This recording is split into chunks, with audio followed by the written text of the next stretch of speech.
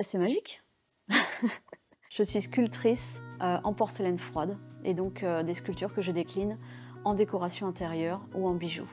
Et j'ai une petite tendance à partir vers la miniature. Mon parcours artistique, il a commencé déjà avec la matière. Depuis que je suis petite, je crée. J'ai commencé très vite à peindre, à dessiner.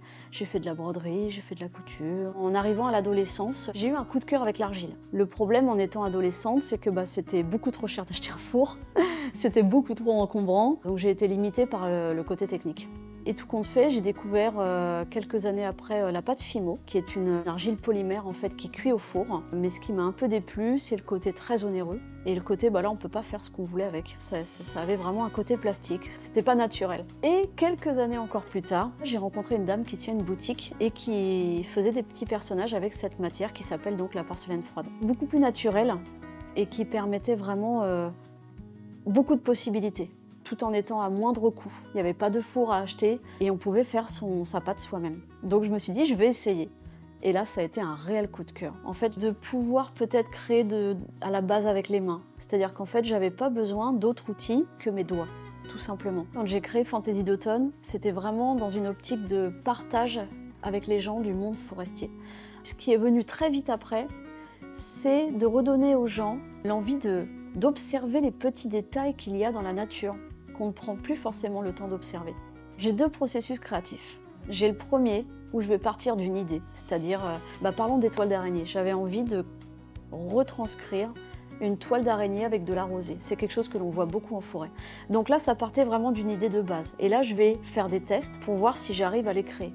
Et ensuite, c'est vraiment instinctif. Je vais me dire, avec la couleur, qu'est-ce qui va pouvoir la mettre en valeur?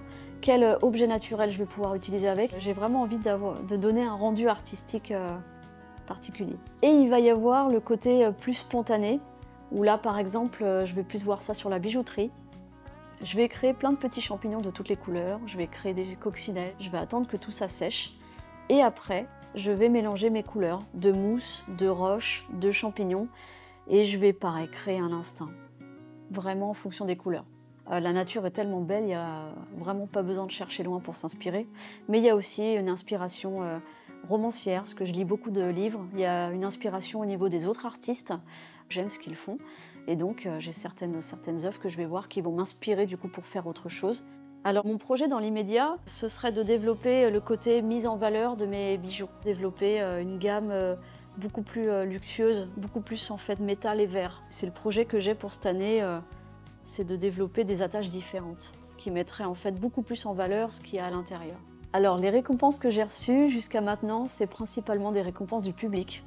Et ça pour moi c'est la plus belle récompense parce que c'est les gens qui viennent spontanément en fait devant mon stand, qui voient mes créations sans forcément me connaître. Et donc ça représente énormément pour moi. Ça veut dire qu'il y a des gens qui adhèrent à ma façon de voir les choses, qui adhèrent à la nature, qui adhèrent au fait de pouvoir garder une petite étincelle de Ferré en soi. Ça me touche vraiment beaucoup.